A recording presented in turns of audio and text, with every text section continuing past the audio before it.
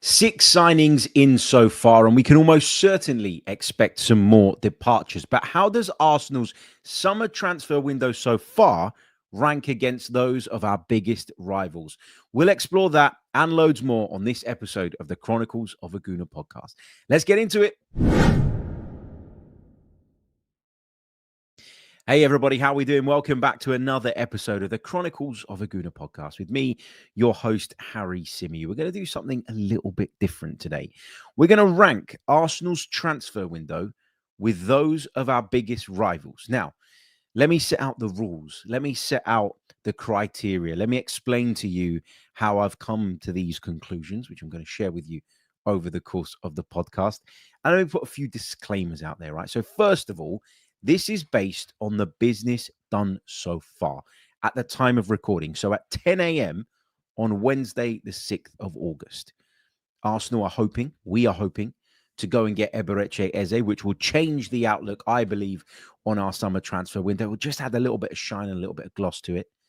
Liverpool could still sign Alexander Isak between now and the end of the window. Chelsea could get Xavi Simons in and possibly more. Manchester City could still do further business as well. So this is based on the state of play at the time of recording. So please bear that in mind if you're watching this later on in the window or even at some point in the season. I want to just say, first of all, right, that these are my opinions and I do not wish to present them as facts. I am simply sharing with you guys my opinions. Feel free to shoot them down in the live chat. And if you're interested, towards the end of the show, once I've shared with you guys my ratings and rankings and tell you guys how I see it in terms of the transfer window so far for each of the four clubs, I'll tell you who those clubs are in a minute. You'll be able to join me in a call-in segment and have your say.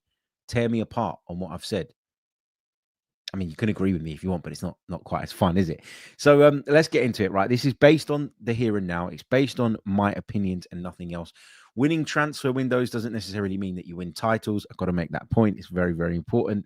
And the four clubs that I'm going to analyze, so obviously one of them is our beloved Arsenal. The other three are Chelsea, Manchester City, and Liverpool. So basically the top four from last season is what I'm looking at here. I think those are the clubs that most people would put in the mix for the Premier League title this season. How you rank them is up to you, but I think those are the clubs around whom there is the most relevance when it comes to this conversation, because there's no point in comparing us to Manchester United, is it? Like, what's the point? Like, they're just miles and miles and miles behind. So, yeah, no point. Let me say a few quick good mornings to those of you joining the chat. I've asked if people would be interested in hopping on to speak to me a little bit later on. We've got a few yeses in there, which is great. So I'll be sure to pop the link in the chat a little bit later on in the program.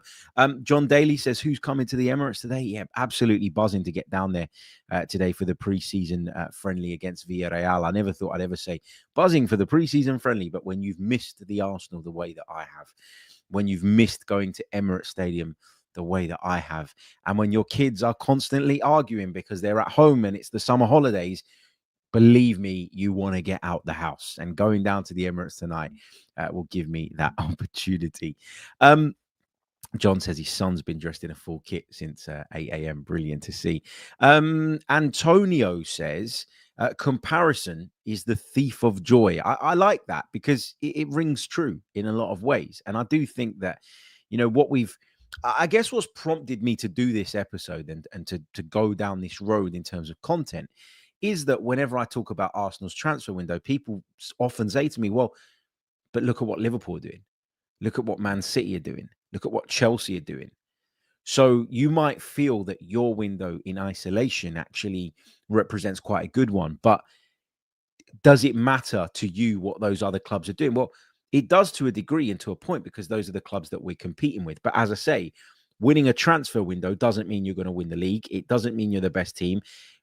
Analyzing a transfer window in isolation completely overlooks what those teams have already, their strengths and weaknesses that already exist.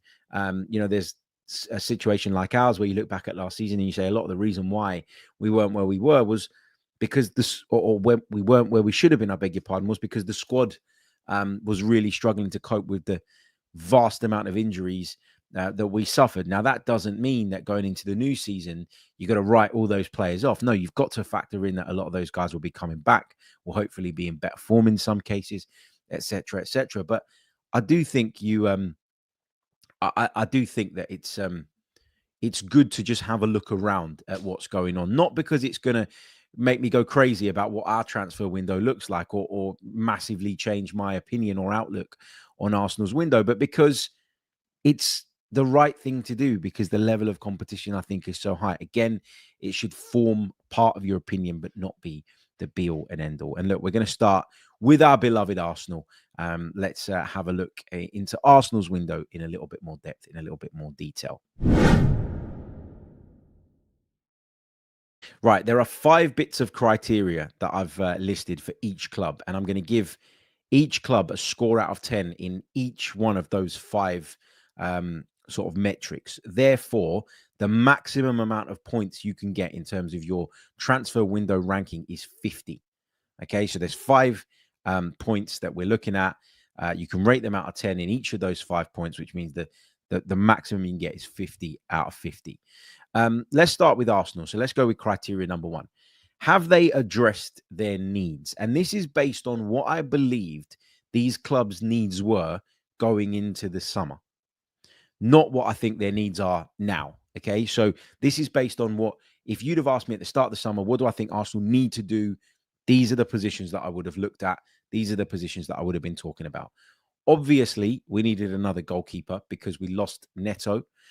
We needed a backup goalkeeper. We needed another defender, in my opinion, because it was always clear for a while that we were going to lose Kieran Tierney. You looked at what we kind of went through last season where, Ben White was struggling for fitness, and that meant extra pressure put on Jurriën Timber, and then Jurriën Timber ended the season with an injury that required surgery, probably because in part we pushed him too hard. Tomiyasu, I didn't know at the time that we were going to lose him, but I also had no idea when he was going to return, and therefore he wasn't in my thinking. Zinchenko, there's a lot of talk and speculation about his future. Will he still be an Arsenal player come the end of the window? We don't know. So it was goalkeeper, defender, 2 central midfielders, because we knew that we were going to lose Jorginho for quite some time. We knew that he had his heart set on a move back to Brazil, and that was a very, very possible outcome. And of course, there was a lot of talk about Thomas Partey, what that situation was going to bring.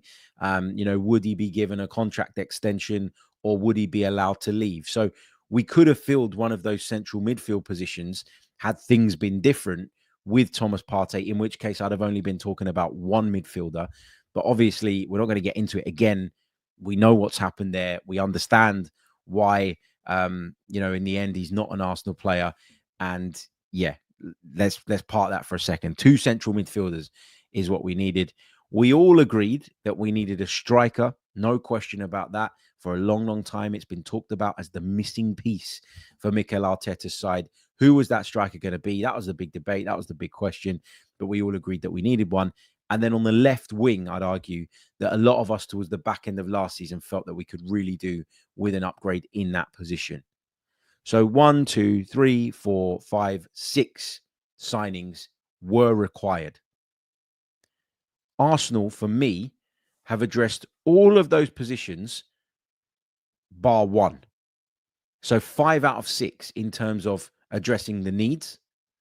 And they're all kind of different in terms of the way you analyze how well we've addressed those needs. Because, for example, Kepa, you're talking about a backup goalkeeper coming in. As far as backup goalkeepers go, he's as good as you're going to find.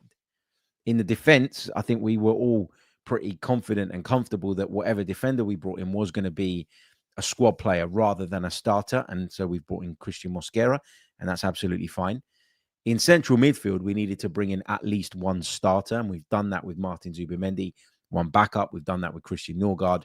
Striker, starting position, no question about that. So we needed to go out and get the best in class. And on the left-hand side, I would argue that's the one position we haven't fully addressed yet. We've brought Noni Madueke in, who gives us a little bit more depth and the ability to kind of switch it up and put him out there. But is he a specialist left winger? I would argue no. I would argue that in his career to date, he's been more of a right winger. So I've not put a red next to the left winger position.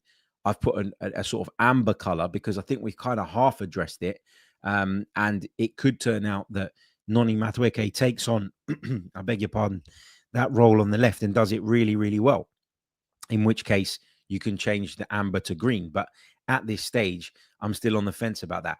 But given that we've addressed all the other 5 positions that we required and we've half addressed this one, I'm feeling really positive about how Arsenal have gone out and addressed their needs. I mean, what I'm saying is I don't look at that squad now and go, there's a gaping hole. Like in previous years, for example, last summer, I think we got to the end of the window and we were all like, well, in the attack, we've not done what we needed to, and we've pivoted at the last minute and brought in Raheem Sterling on a loan deal to try and plug a hole. But that wasn't Arsenal really going out and addressing their problems and addressing their needs. So, last summer, if we were talking about the attack, I would have given it a very, very different rating. I was really disappointed and underwhelmed by the fact that our only attacking signing was in the end Raheem Sterling. And then you went into January and there was a clear need to bolster our attacking options. And again, we didn't do it.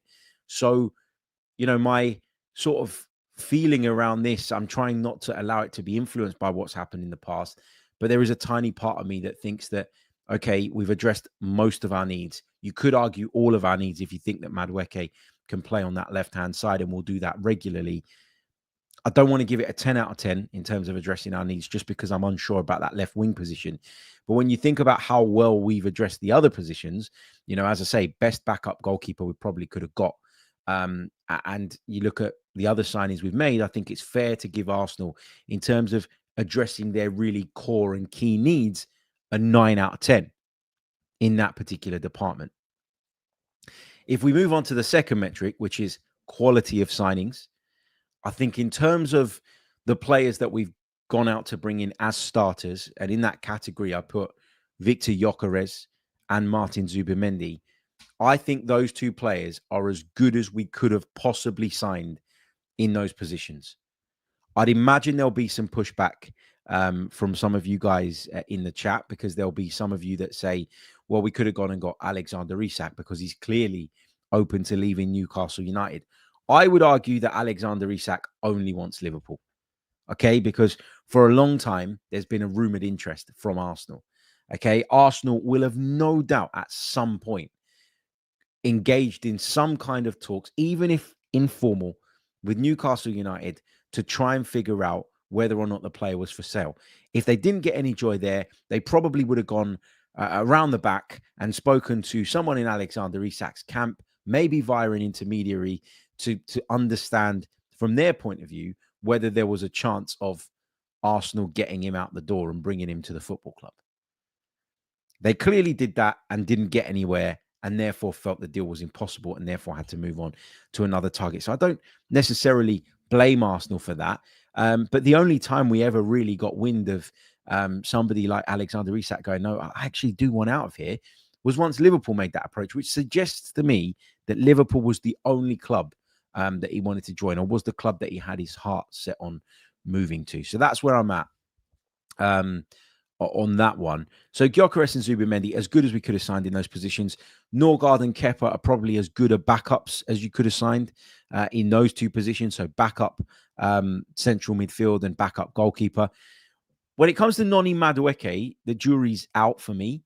I'm feeling a lot more positive about it than I would have done maybe a few weeks ago. But the general consensus is still that he's got a lot to prove. I think Mosquera is a good sign-in, experienced for his age, and given the role he'll be playing, I think he was worth rolling the dice on. So in terms of the quality of signings, just based on what they're coming in to be as well, right? Because if you're not doing it that way, if you're doing it based on, just quality of signings, then you're going to put other clubs' windows well above ours. Because if you look at the list of incomings, you probably find with other clubs that there's more top tier, top quality players. But you've got to consider what these signings are coming in to do.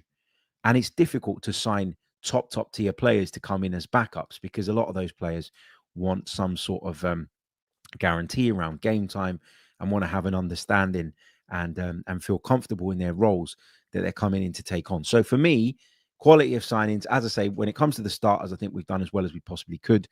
Jury's out on Noni Madueke for me. Mosquera, I like. Kepa, good backup. Norgaard, good backup. I think Arsenal, in terms of quality of signings, will get an 8 out of 10 for me. Moving on now to the third metric, which is value for money.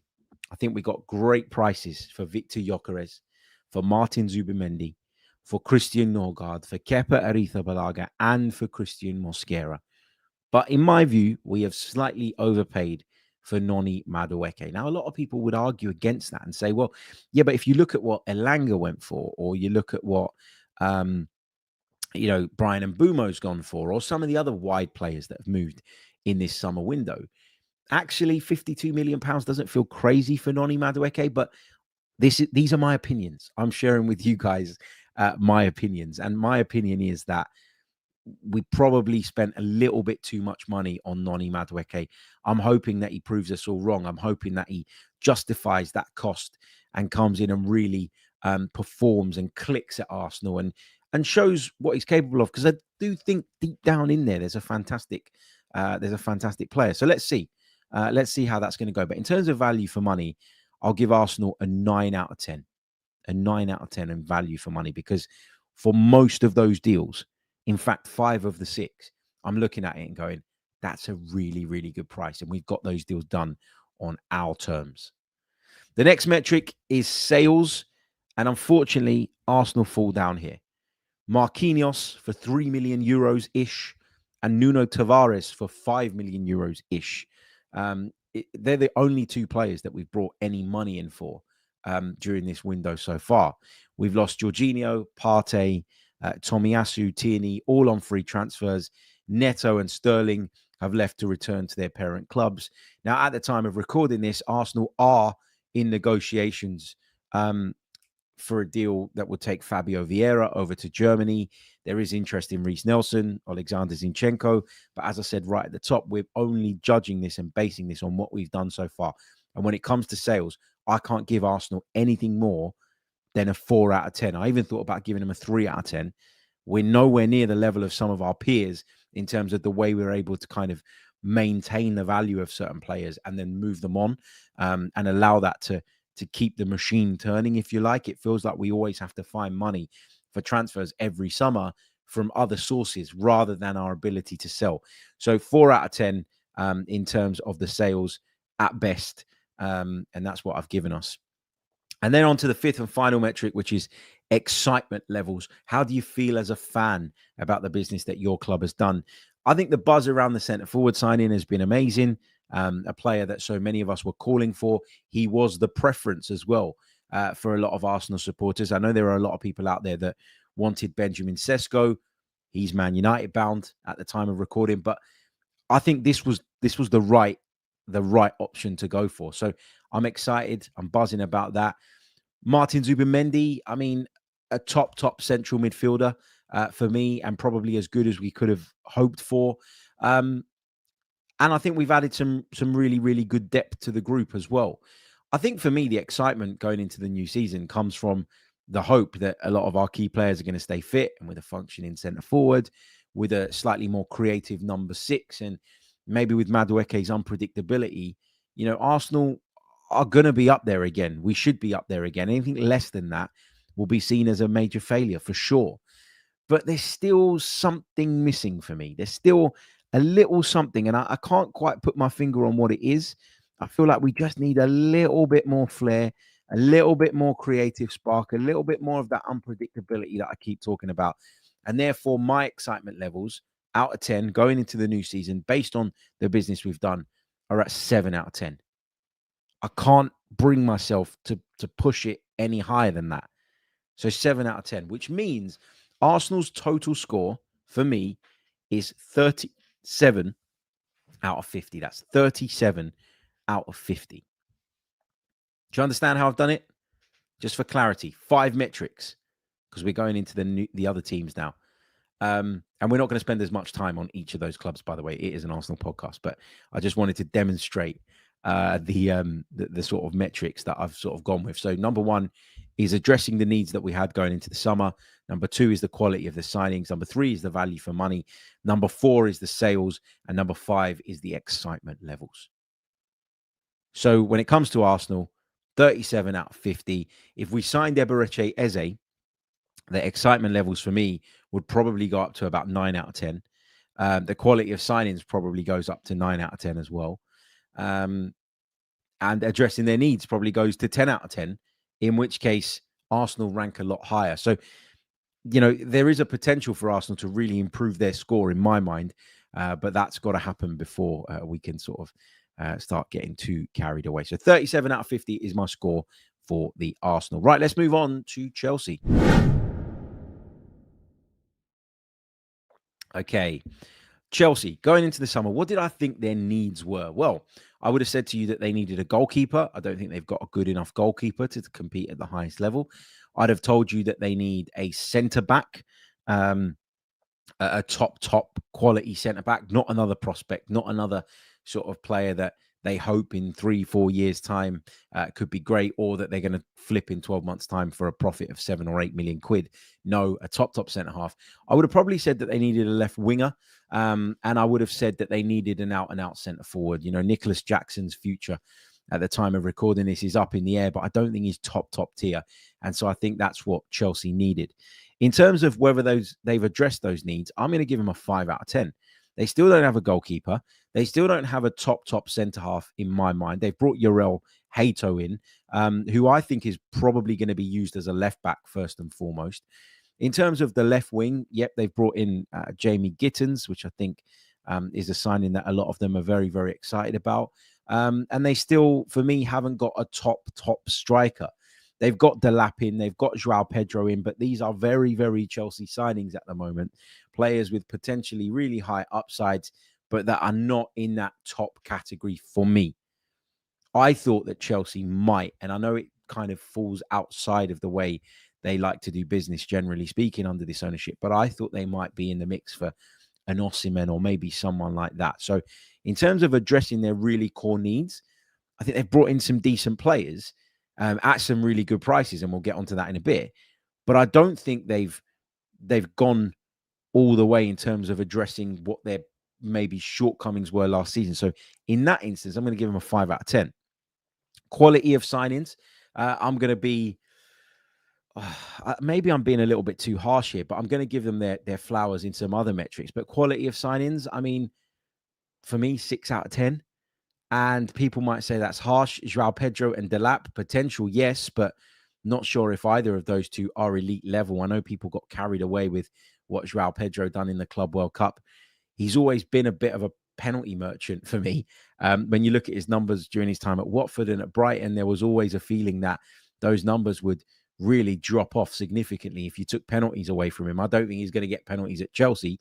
I think that's Cole Palmer's remit. So let's see. I'm not convinced about either of those two signings yet in terms of whether they're going to go on to that elite level. Gittins, though, Hato, Esteval, and Sarr, these are very, very Chelsea signings in terms of their, again, players with a huge potential upside, but maybe aren't quite there yet. But are these transfers going to propel Chelsea to title challenging levels at this moment in time? I'm not sure that they are. I can't say they won't, but I also can't say they will. Therefore, I'm unsure. And therefore, just over half marks feels about fair on that one. Value for money, though, when you look at the market, when you look at what people are paying for players of similar age brackets and who are similarly in the boat of, could be great, but aren't there yet by any stretch of the imagination. I mean, think about what Man United are about to pay for Benjamin Sesko. You got to give Chelsea their props here, because Esteval, Gittins, Delap, and Hato, all, as I said, with huge potential upsides. They've got them all at very, very good prices. Let me just have a quick zoom in on my sheet here, and I'll tell you the exact prices. João Pedro, I think they've probably slightly overpaid for it, 60 odd million quid. Jamie Gittins around about 50 million quid when you think about what the other wingers are going for, as we've just discussed, and his reputation feels fair. Hato, about 40 million, just under 40 million. Delap, an exciting striker. Again, a prospect, but to get him for about 30 million feels good value for money. Esteval, who's finally joined them, just under 30 million pounds as well. In terms of value for money, just comparatively speaking, when you look at the rest of the market, I think Chelsea have done quite well in terms of the prices. But my question is, because they brought in a lot of players for that money, but my question is, are those players going to elevate them to the level that they really want to be at, which is challenging for the Premier League title? Value for money, I'll give them a really high mark, and it kind of offset maybe where I was a little bit harsher earlier on. I give them a 9 out of 10 there. Sales, Chelsea, as they always do, have absolutely smashed it. They've raised over £100 million on Madueke, a player who, as we've said, the jury is out on. Joao Felix, who barely played for I can't even remember how long.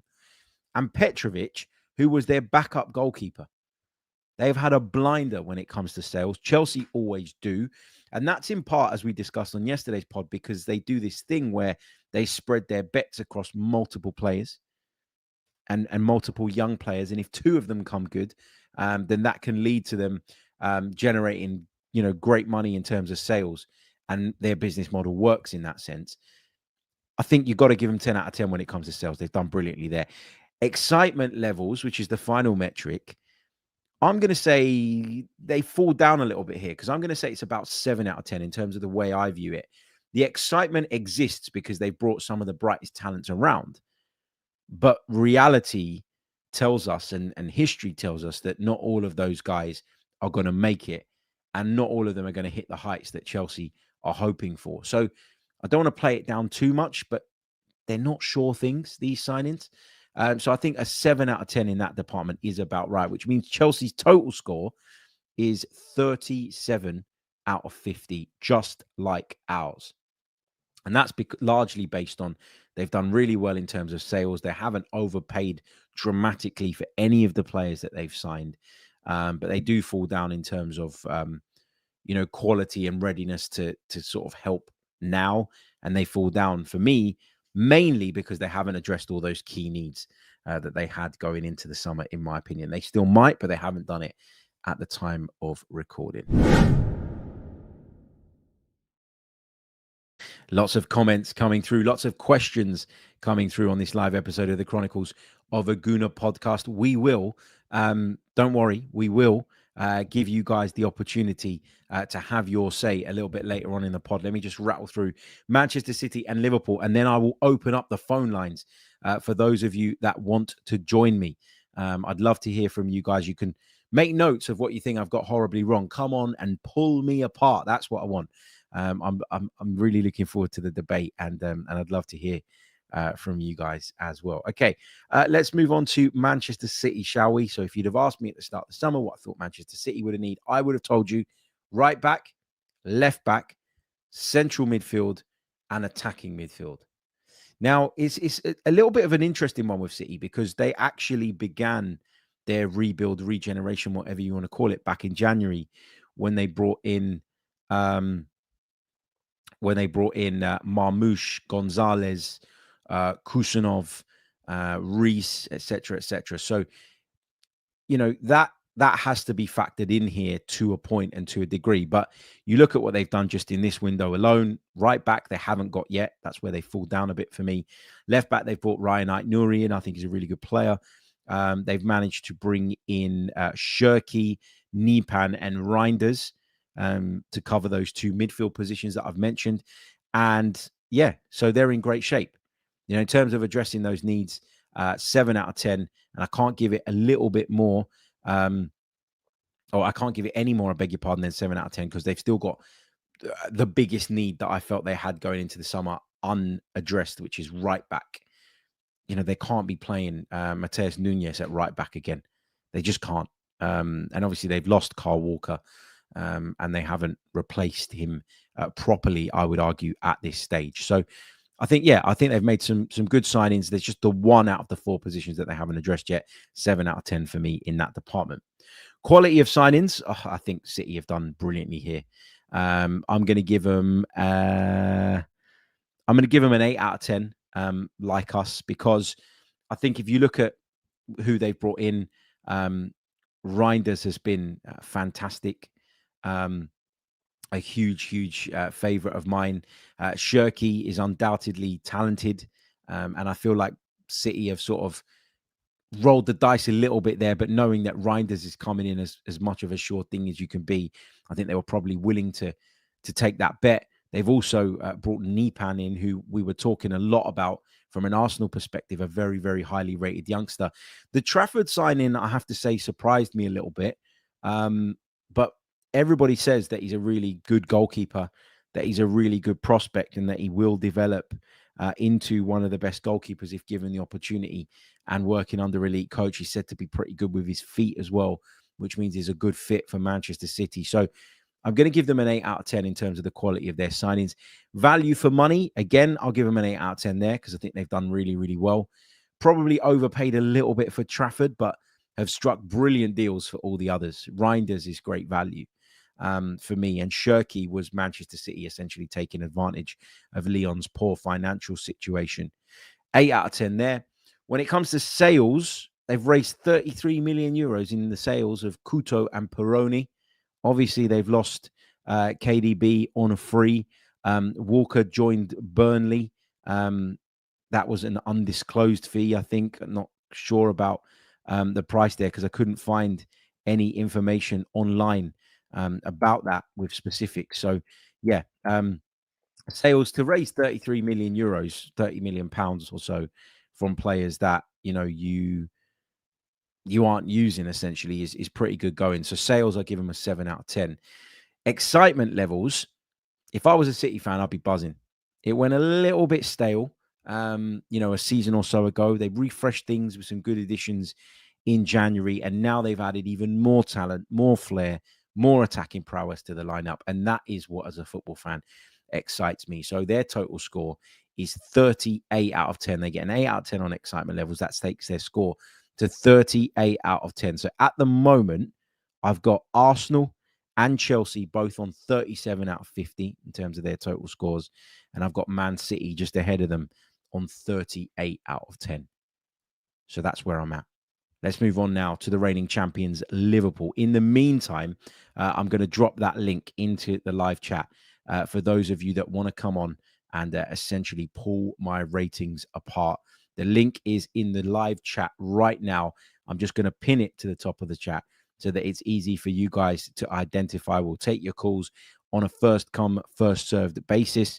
So get in there nice and early if you want to join me and have your say. If there's anything in particular you took issue with, you disagree with, get involved in the live chat. I'd love to hear from you. Get involved on the lines, I would say. Not the live chat. The live chat's there. You can get involved in that too. Some of you at work can't get on. But if you can get on, I'd love to have you. Right, let's move on to Liverpool, shall we? Reigning champions going into the summer. What were the positions that they needed to address? I wouldn't have said centre-back at the start of the summer, but obviously they've let one go. And they've got this kind of standoff situation with the contract of Konate, which makes it a little bit, I think, of a need. But I'm not going to change the way that I'm doing this for the final example. That would be wrong. I've said all along that I'm going based on what I believe these clubs needed going into the summer. And the reason I have written down what I thought they needed was because I made some notes at the end of the season when I was sort of starting to formulate what will be a preview of the season that will be with you guys just before the Premier League campaign kicks off. But the needs that I thought they had were right back, left back, and a striker, an out-and-out striker. Look, the Jota tragedy, no one saw that coming. That, of course, led, I think, to Liverpool needing another attacker, but I certainly wouldn't have said that they needed two prior to that. They've done all of the business that I thought they needed to do, right back, left back, and striker, and more. So I'm going to give Liverpool a 10 out of 10 in terms of addressing their needs. When it comes to quality of signings, Wirtz, outstanding talent, one of the best in Europe. Ekitike, one of the most exciting strikers in Europe. And where the Ekitike signing works really well for Liverpool, and it might not have worked so well for us or anybody else, is because they have so many goals in their team already from the likes of Mo Salah that he can come in, he can find his feet, he can adjust, he can adapt to the Premier League, and he's not going to be under the same level of pressure at Liverpool. So that's a great signing for them. Gyökeres, arguably, along with Miles Lewis-Skelly, one of the best up-and-coming fullbacks in the Premier League. They've got him in through the door, and Frimpong, that they've brought in from Bayer Leverkusen, has had a great reputation for quite some time. And so, again, in terms of quality of signings, 10 out of 10. Value for money, they fall down a little bit here for me, just because I think they've probably overpaid for Florian Wirtz and for Ekitike. But that could be me being fussy. Remember, these are my opinions, nothing else. Nevertheless, that's how I feel. Good prices for the others, but I can't give them more than a 7 out of 10 in terms of value for money, because I do think they've paid over the top for Wirtz, for Ekitike, and probably will pay over the top for Alexander Isak as well. I know that's not happened yet. Can't really include that in my thinking. But in terms of value for money, I think they've just gone slightly above what I would have said represented really good value. Listen, if the players are good, and I'm sure they will be because I've given them a 10 out of 10 on quality of signings, nobody's going to care about the prices later down the line. Sales, I think you've got to give them at least an 8 out of 10 here. They've got great money for Diaz and Quansah. Probably could have got a little bit more for Kevin Kelleher. I'm a little bit surprised that they got such little money. It was around about 10, 11 million in the end for him, given that he was regarded as one of the best number twos and someone that's too good, essentially, to be a number two prior to this window coming around. So that's where they fall down a little bit. And obviously, they lost Trent Alexander-Arnold on a free. I think in the end, they got something like 10 million quid out of Real Madrid to make the deal happen early and ahead of the Club World Cup. But essentially, where they've got good money for two, they've probably, been a little bit underwhelming in terms of what they've been able to bring in for another couple of players. So I think sales, I still want to give them at least a 7 out of 10 because of the Diaz and Quansah deals. So 7 out of 10 we'll give them there. And that takes them to a pretty high rating. And then excitement levels. How can you not be excited if you're a Liverpool fan when you've got all these top players coming in? You're riding off the high of last season. You're Premier League champions. Excitement levels have got to be at 10 out of 10, which means that for me, they have won the transfer window so far. And my total score for Liverpool is 44 out of 50. So, yeah, that's my kind of transfer window ranking. So I'm going to go with Liverpool top with 44 out of 50 points. I've got Manchester City in second with 38 out of 50 points. And then I've got Chelsea and Arsenal in joint third on 37 out of 50 points. But obviously, these ratings can change. And I'm telling you now, if Arsenal can get Eberechi Eze over the line, that severely, dramatically changes my opinion and my ratings of Arsenal's window. So let's hope that can happen between now and the end of the window. Remember, you don't win anything by winning transfer windows. These are just my opinions. Feel free to shoot them down. Let's bring in some callers after this very, very short pause and get you guys' takes on what I've had to say. And yeah, feel free to rip me a new one live on air. Short pause and we'll be back. Don't go anywhere. You're listening to the Chronicles of a Gooner. Like and subscribe.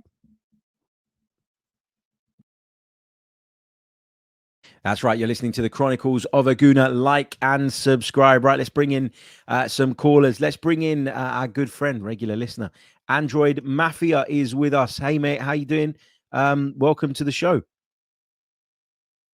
Can you hear me? I think are you on mute at all? Let's have a check. Are you on mute? Yeah, there we go. There you go. How you doing, mate? Where are you joining us from, first of all? Calling in from Ireland. Brilliant stuff. Love the show. Thanks for having me on. No, thanks for coming on, mate. What do you want to say? What are your thoughts? Yeah, I gave Arsenal a 35 rating. I think you've possibly overrated a little bit on the quality. The sales, Okay. we've basically made none, right? So that for me is 3, 2. And the excitement, I don't think, is that high. But in terms of addressing the needs, I gave us an 8. But I think what we're forgetting is we finished second 3 years in a row. Strength and depth has been made. Um, and in terms then of needle movers, that's the thing that's always been mentioned. For me, Yeah. Zubimendi is a clear needle mover. Okay. Easy call. Gyökeres, he's a needle mover, but I think I really want to see how he adapts to the style that Arsenal play with. I think that is going to be like if I'm giving Gyökeres, I gave him a rating of 8 in terms of quality Okay. because there's an unproven element there. Um, if you look at how he compares to the strikers that Chelsea signed, I mean, João Pedro, I don't rate him at all. They say he's Premier League proven. Is he? How many goals has he scored? What's he done of value? Liam Delap, same. I don't really see the impact there. But in terms of Gyökeres, there's you can't really compare playing with Coventry to playing with Arsenal in the Premier League. So, I would put probably City, possibly Chelsea in terms of the other work that they've done. And I think Chelsea are really coming to the fore. I thought they looked very impressive in that Club World Cup. Yeah. But I think we're still one short. And for me, and I've said this a lot on the chat in your channel. For me, it's got to be Eze. I was never ever a fan of the Rodrigo links, and I'm quite happy that they are pretty much gone now. And that's a whole other debate. But yeah, for me, I think we're still a little bit short, and I think the way your boy Rumble made a good point earlier. Whilst I like the signing of Norgaard as a backup player, good value, good Premier League experience, but just not at this level. If Zubimendi, who I think is a cracking signing, if Zubimendi gets injured, long-term injury, I think we're in a bit of trouble. Yeah, I agree with that. Speaking of Rumble, by the way, he's one of the most opinionated voices in our live chat. Why isn't he calling in? Rumble, the link is pinned at the top of the chat. Why aren't you here? And Jid as well. We've got two really opinionated voices that I always come across in the chat. So get Yeah, on. This is your opportunity. he's a good boy for a debate. All right. That's it. This is your opportunity to come on and literally tear Yeah. my opinions apart. So just to be clear then, so you give Arsenal about 35 out of 50 based on our kind of I gave him metric 35. score. I gave him 35, okay, so but I think if I was just going to say, if we get Eze over the line, how much does that kind of move the needle for you in terms of our overall rating? Does it push excitement up? Does it push quality of signings up? Does it push sort of addressing the needs up? It works across multiple categories, doesn't it? Yeah, and I take your point as well. We are still the 6th of August, right? So there's still a ways to go. If we get Eze through the door, I put our needs, addressing the needs, down as an 8, because building that strength and depth has been done. Even I put our quality at a 7. Okay. I think if you bring Eze in, both of those go to a 9.5. The value I put down as a 9 because, Mosquera, Kepa, Zubimendi, every signing that we've made has been made, on, I don't want to call it a shoestring budget, but we've gotten these players for a lot less than what we Good would prices if we were Chelsea. Sales, we've got to make sales. I mean, everybody knows that we have surplus players in this squad who they're not Arsenal standard. So they need to go. Can I just clarify though why I've given the sales a 4 out of 10? Because like there was I could see a lot of comments coming through when I said that, saying like, well, have you given it 4? We haven't even done anything yet. I gave it a 3. There you go.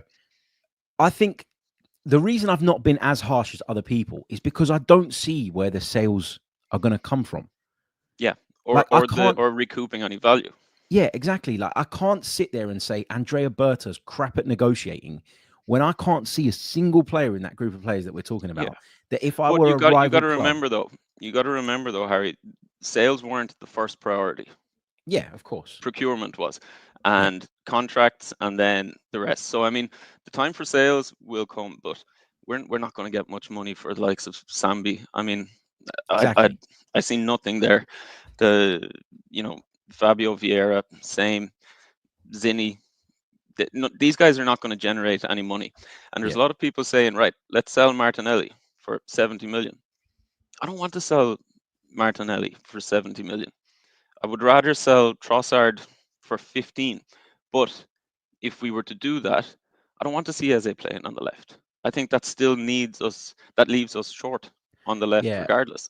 And So if I we also bring Eze think, in, go on. I think we jump from a 35 to a 40 fairly quickly, because Yeah. my excitement goes through the roof. I think he's brilliant. And also, we have to have high quality players challenging Odegaard, because we can't allow him to have another season like he's had last year. Yeah. I Two agree with years that. ago, I think he was the best player in the Premier League. Last year, if we had have had anybody to play that kind of, I don't know what you call him. Is he a 10? Is he an 8, 10? I don't know what he is, but we don't have anybody who can step in there, and Nwaneri is not ready Yeah. for that yet. No, I agree. Great points, mate. Thank you so much for joining us. Going to move on Thanks to the for next having me, caller. man. Really appreciate it. Appreciate it. All the best. That was a brilliant Android Mafia, one of our regular listeners. Joining us on the show, we're going to come to Stephen in just a minute, but just a quick reminder, if you haven't done so already, leave a like on the video. Subscribe to the channel if you're new. If you're listening to us on Apple or Spotify, leave us a review and all of that usual stuff.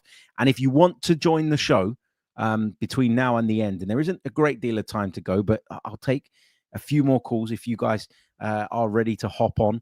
All you have to do is click the link pinned at the top of the live chat. I want to get your thoughts on how I've ranked Arsenal's transfer window in comparison to those of our biggest rivals, Liverpool, Chelsea, and Manchester City. Let's bring Stephen in then. Stephen, first of all, welcome to the show, and where are you joining us from?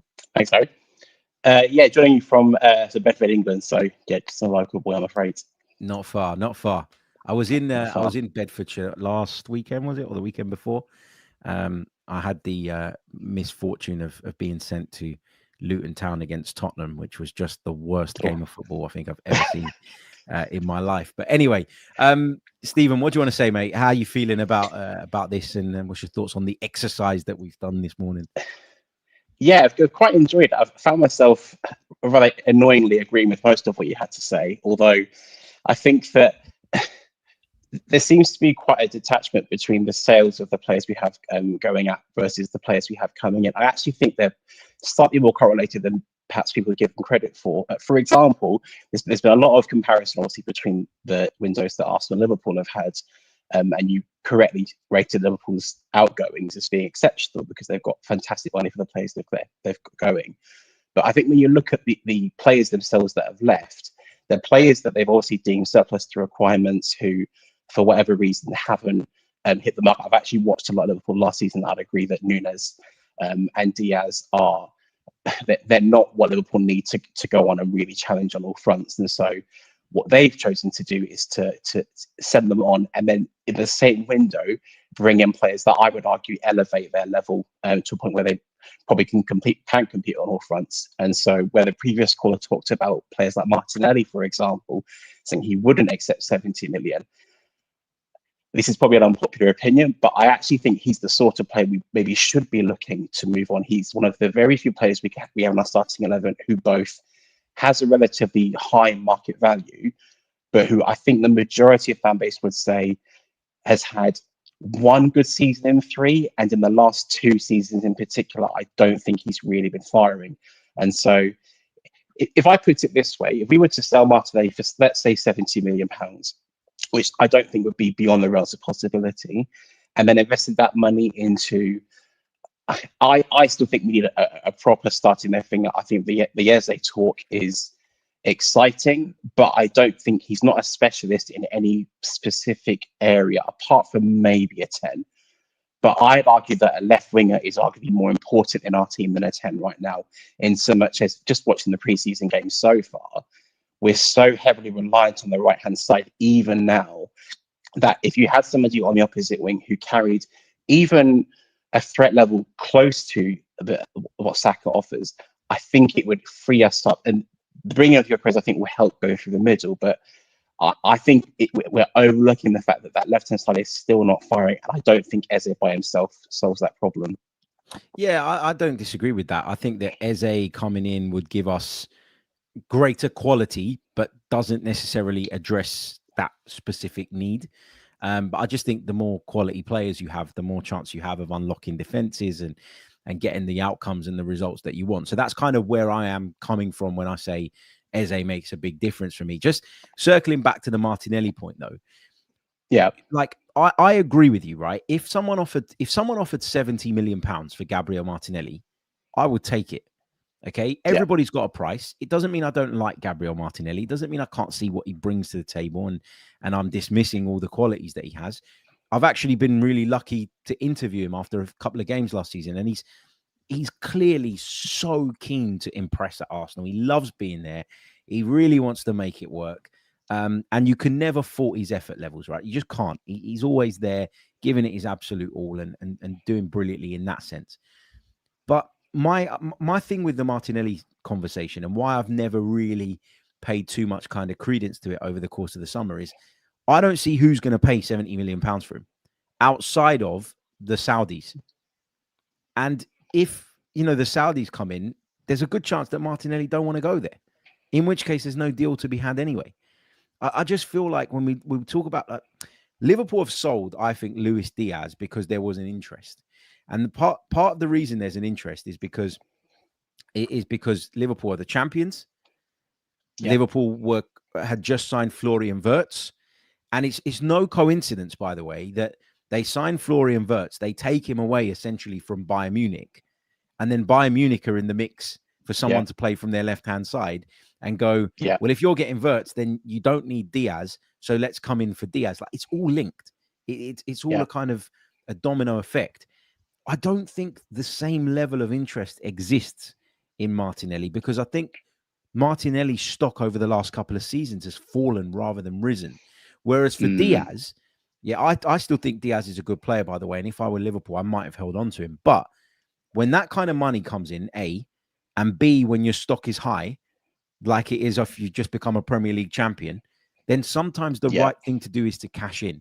And the problem that we've got now as Arsenal is when we're talking about sales, all the players that we are talking about as potential exits are players whose stocks are on the fall, not on the rise. And that's why it's very, very hard to sell. Now, do we need to get better as a broader point at recognizing when that time is to cash in on someone?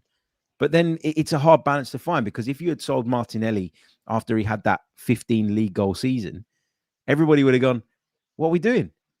But at that point, you might have got the 70 million for him from a fellow Premier League club or a European club. So it's about finding that balance, isn't it? No, I completely agree. I think the point of Liverpool selling for a position of strength is a position that we have never been in the Emirates era. And actually, that probably is a contributing factor to why we haven't had fantastic outgoings. I think that,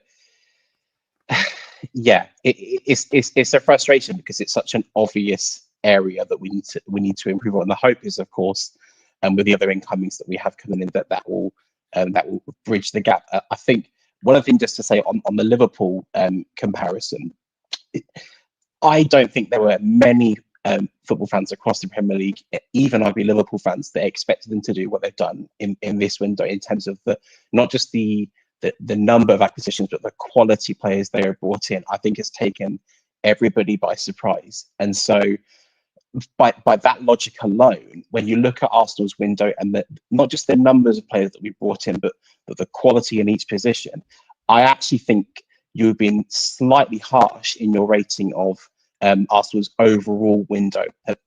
Sales aside, I actually think we've addressed nearly every position. And I think if we were to bring Eze in, whilst I don't think he's a specialist, I think that he's good enough to improve us in that area and, of course, be an excellent number 10 option too. I think in isolation, we've actually had a fantastic window. I think the job that Mertz has done, bringing the players in on fantastic deals as well, I think can't go amiss. I think you applauded Liverpool's value for money. I think they actually overpaid perhaps slightly on Ekitike. I think looking at what Newcastle offered, I think they offered at least 10 to 15 million euros more than Newcastle were offering. So perhaps they've overspent there. But yeah, I think in isolation, we've actually had a very, very good window. And yeah, I think it sets us up well if we can get the Issy deal over the line. Okay, just to wrap up very quickly, you said I've been a little bit harsh on Arsenal, that's fine. I'll always probably be harsher on my own club because of my desperation to see them succeed. But these were my ratings, just to reiterate, and tell me specifically where you think I've been harsh. Addressing their needs, I've put 9 out of 10. Quality of signings, I've put 8 out of 10. Value for money, I've put 9 out of 10. Sales, I've put 4 out of 10. And excitement levels, I've put 7 out of 10. Where do you think I should have given them a little bit more? For me personally, I think the excitement levels, is, again, I don't feel like that's something that is solely an opinion that you solely hold. I think that actually is, I might be willing to upset the chat here a little bit. The way that we undervalue some of our incomings, I think, is a little bit harsh at times. I think, as I say, the quality of players that we've brought in, I think if anybody else, if Chelsea had the window that we've just had, I think if obviously they need the same players in those areas, I think they would be significantly more optimistic. I think the incomings of Gyökeres and Zubimendi alone, I think Gyökeres in particular, I think is going to massively elevate our attack. I know the 50-minute cameo we saw didn't fill us with a lot of hope, but there's an understanding behind that one. I think we have brought in some outstanding players, and I think pre-season aside, I expect us to have a really positive season with these. Just if we brought in just those 2 players alone, I think we would have been a much better team.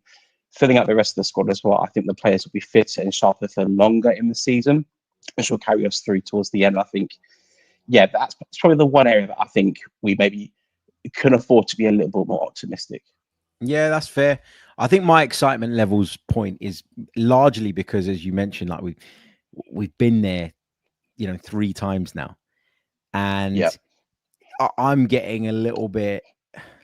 The players can't afford to feel this way, and the manager can't afford to feel this way. Neither can the club. But I'm not any of them, am I? I'm just an Arsenal fan that feels exhausted actually by the way it's gone over the last couple of seasons. Now, initially the first 2 seasons I was really excited because we'd fought our way back to a position where we were in the mix for the Premier League title, and that was like wow.